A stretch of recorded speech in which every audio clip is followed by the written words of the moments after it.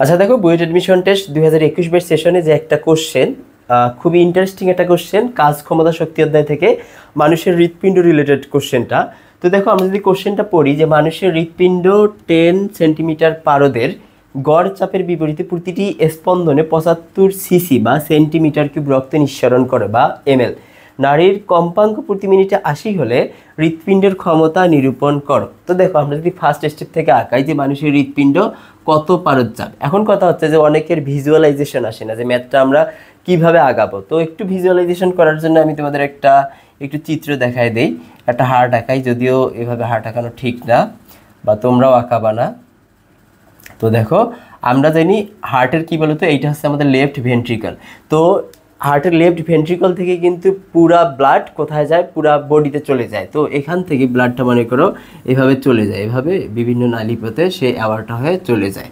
তো এই যে এখান থেকে যে ব্লাডটা পাম্প করলো, এই পাম্প করার যে চাপটা বলছে, এই চাপটা বলছে 10 সেন্টিমিটার পারদ-চাপ, 10 সেন্টিমিটার পারদ-চাপ বা 10 সেন্টিমিটার মিলিমিটার মার্কিং প্রেশার। তো দেখো, এখানে আর একটা ব্যাপার বলছে যে কতটুকু সে রক্ত নিঃসরণ করে বা কতটুকু ব্লাড পাঠায় দেয়, 75 সিসি বা 75 সেন্টিমিটার কিউব। তো আমরা চাপ থেকেই শুরু করি যে 10 সেন্টিমিটার পারদ-চাপ সমান আসলে কত চাপ।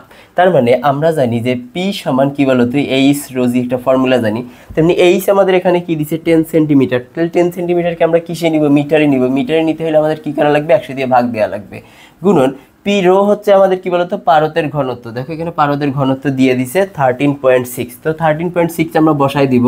তো এখানে একটা ঘটনা আছে, এখানে 13.6 দিছে কিন্তু গ্রাম পার সেন্টিমিটার কিউব দিছে। তো এই ক্ষেত্রে আমাদের কি করা লাগবে, কেজি পার মিটার কিউবে কনভার্ট করা লাগবে। আমরা যদি 13.6 কেজিতে কনভার্ট করতে চাই, তাহলে আমাদের 10⁻³ দ্বারা গুণ করতে হবে। এবং পার সিসিকে যদি আমি পার মিটার কিউবে কনভার্ট করতে চাই, তাহলে আমাদের 10⁻6 দ্বারা গুণ করতে হবে। দেন আমাদের থাকে জি এর মান কত বলো তো, 9.8। এটা ক্যালকুলেশন করলে আমাদের আসে 13328 কি বলতো, প্যাসকেল লিখতে পারো বা নিউটন পার মিটার স্কয়ার লিখতে পারো, সেম একক, কোনো সমস্যা নেই। তো আমরা চাপটা পাইলাম যে এটা কত চাপে সে ব্লাডটাকে পাম্প করতেছে। দেন আসো কতটুকু ব্লাড পাম্প করতেছে, এটা হচ্ছে আমাদের আয়তন। তো আয়তন যদি আমি আসি যে ভি 75 কি বলতো, 75 সিসি বা সিএম কিউব, একে যদি আমি মিটার কিউবে কনভার্ট করতে চাই, তোমরা খুব ভালো করে জানো যে একে কি দ্বারা গুণ করতে হবে বলতো, 10⁻⁻6 তারপর মিটার কিউব। তাহলে আমি পি পাইলাম, ভি পাইলাম, জাস্ট আমার এখন কি ফর্মুলাতে বসাই দিব, ক্ষমতার ফর্মুলাতে বসাই দিব। ক্ষমতার ফর্মুলাতে বসাই দিলেই জাস্ট হয়ে যাচ্ছে। সো আমি যদি ক্ষমতাতে বসাই দিই, এইটা কিন্তু পাওয়ার, এটা হচ্ছে কি চাপ, এটা হচ্ছে কি বলতো চাপ বা ক্ষমতা। এটা আবার গুলাই ফেলিও না, বুঝছো? ইংরেজিতে মাত্র তোমার 26টা লিটার। আচ্ছা দেখো, পি হচ্ছে W/T, আমরা জানি একক সময় কৃত কাজ। তো এই ডাব্লিউকে যদি আমি পিভি আয়তন এবং চাপ দিয়ে লিখি, তাহলে দেখা যায় থার্মোডাইনামিক্সের ফর্মুলা অনুযায়ী, তাহলে দেখা যায় যে P del V divided by T. P এর মান দেখো কত দেয়া, পি এর মান হচ্ছে 13328 আর ভি এর মান হচ্ছে 75 × 10⁻⁻6।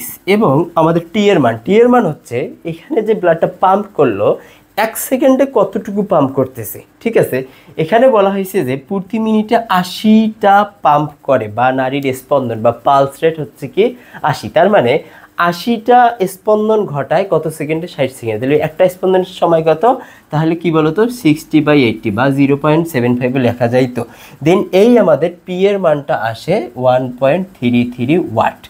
1.33 ওয়াট মানে কি জানো, 1.33 জুল পার সেকেন্ড। তার মানে প্রতি সেকেন্ডে আমাদের হার্ট 1.33 ওয়াট কাজ করতেছে, মানে যদি এই হিসাব আমরা ক্যালকুলেশন করি।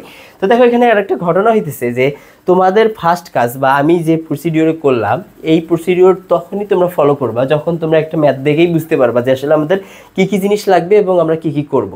বুঝতে পারছো? কিন্তু যারা মনে করো একটু বিগিনার টাইপ, যে বুয়েট কোশ্চেন কেবলমাত্র সলভ করা শুরু করছে, তো তাদের ক্ষেত্রে বলবো যে কোশ্চেনটা আগে পুরোটা ক্লিনভাবে পড়বা। ফার্স্ট স্টেপ হচ্ছে যে তুমি আগে মনোযোগ সহকারে কোশ্চেনটা পড়বা, দেন কোশ্চেনে কি চাইছে এটা খুব দ্রুত লিখে ফেলবা যে পি = W/T। তুমি কিন্তু এতটুকু লিখতে পারবা যে ক্ষমতা চাইছে, ক্ষমতার ফর্মুলা তুমি এতটুকু জানো। এখন এইটা নির্ণয় করার জন্য আমরা জানি W সমান কি বলতো, তুমি নর্মালি বলতে পারো যে ভাইয়া mgh/T।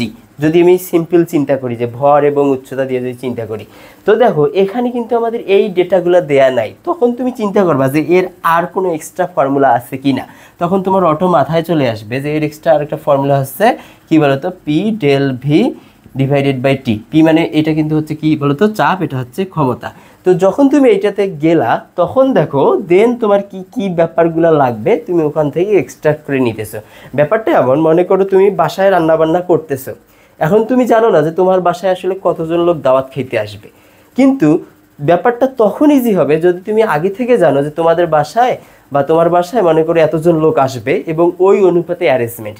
তার মানে তোমার বাসায় কতজন লোক আসবে এবং ওই অনুপাতে তোমার অ্যারেঞ্জমেন্টটা, তাইলে তুমি ব্যাপারটা খুবই সিম্পল অ্যান্ড ইজি ওয়েতে সলভ করতে পারবা। তো বুয়েট ম্যাথের ক্ষেত্রে যেটা দেখা যায় যে আমরা আসলে ধাপগুলা বুঝতে পারি না এবং কোনটার পর কোনটাতে যাব, এবং ওইটা নির্ণয় করতে গেলে আরেকটা রাশির উপর বা আরেকটা সূত্রের উপর যে ডিপেন্ড, এইটা আমরা বুঝতে পারি না। সো এইটা ফাইন্ড আউট করতে পারলেই তোমাদের ম্যাথগুলো সলভ হয়ে যাবে। ঠিক আছে ভাইয়া, থ্যাংক ইউ।